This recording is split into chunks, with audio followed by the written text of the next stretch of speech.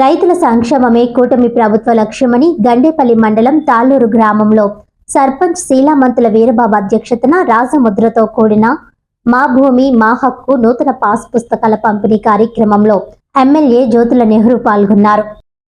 గండేపల్లి మండలం తాళ్ళూరు గ్రామంలో సర్పంచ్ శీలామంతుల వీరబాబు అధ్యక్షతన జరిగిన కార్యక్రమంలో రైతులకు రాజముద్రతో కూడిన మా భూమి మా హక్కు నూతన పాస్ పుస్తకాలను ఎమ్మెల్యే జ్యోతుల నెహ్రూ పంపిణీ చేశారు. ఈ సందర్భంగా ఆయన మాట్లాడుతూ రైతుల కోసం ప్రభుత్వం చిత్తశుద్ధితో పనిచేస్తుందని, గత ప్రభుత్వం చేసిన తప్పిదాలను సరిచేసి నూతనంగా పాస్ పుస్తకాలను అందజేస్తున్నామని అన్నారు. గత ప్రభుత్వంలో జగన్ తన బొమ్మలను తన పథకాలను పాస్ పుస్తకాలపై వేసి ప్రజలను మభ్యపెట్టాలని చూశారని, కానీ చంద్రబాబు పాస్ పుస్తకాలపై రైతులకు అవసరమైన అన్ని అంశాలను పాస్ పుస్తకాల్లో ముద్రించి రైతులకు మేలు చేశారని అన్నారు. గ్రామంలో రీసర్వే పూర్తి కానందున రైతుల భూములు పూర్తిగా నమోదైన పాస్ పుస్తకాలు పంపిణీ చేసి తప్పులు ఉన్న పాస్ పుస్తకాలకు మళ్లీ రీసర్వే చేసి రైతులకు అందజేయాలని ఆదేశించారు. ఈ కార్యక్రమంలో ఎస్పీఎస్ అప్పలరాజు, రాష్ట్ర Kamma corporation director Pothula Mohan Rao, Kunche Raja, Adabala Bhaskar Rao, sarpanch S Veerababu, society చైర్మన్లు Kantipudi Satyanarayana, Diddi Chinna Srinu, Erramsetti Babji, Daparthi Seetharamaiah, market committee director Sunkavilli Raju, ATMA committee director ఇజ్జున Rambabu, అధిక సంఖ్యలో రైతులు తదితరులు పాల్గొన్నారు.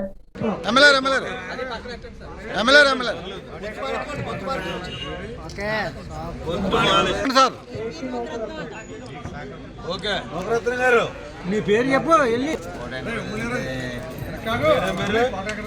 ఉమ్ముళ్ళు ఎర్రజండి సార్.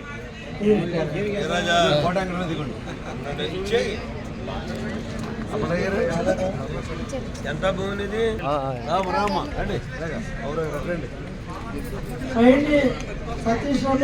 రమేష్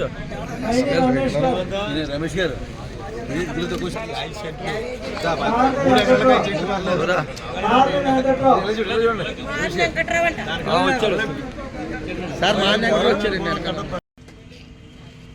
ముఖ్యంగా ఈరోజు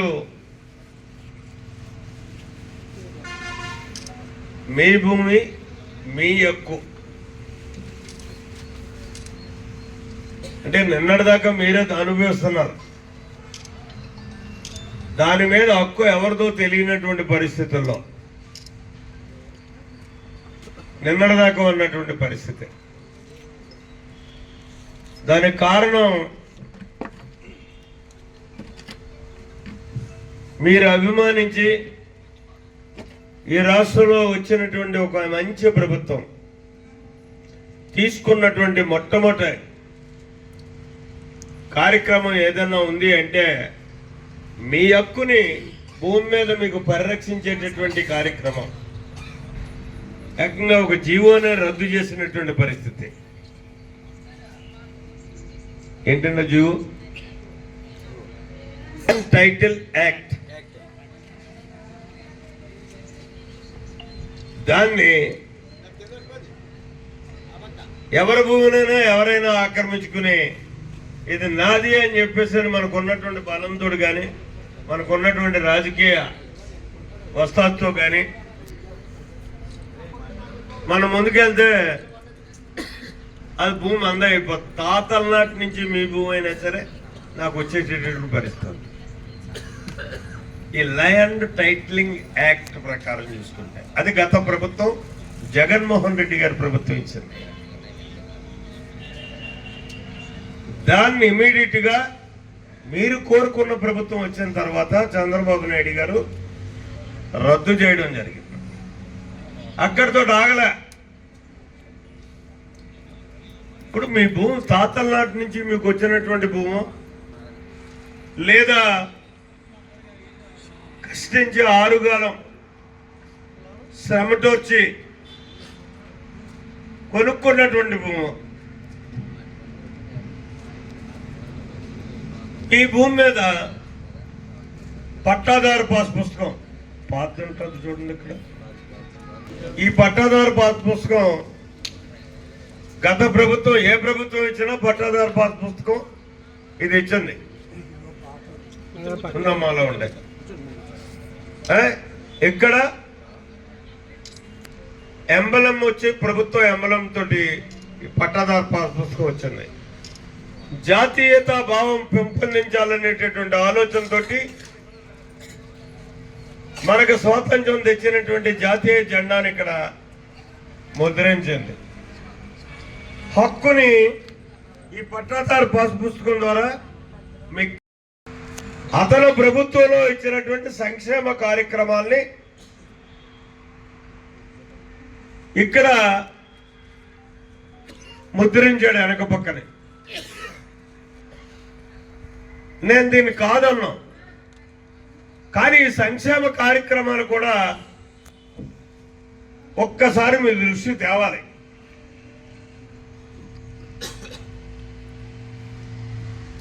అమ్మ ఒడి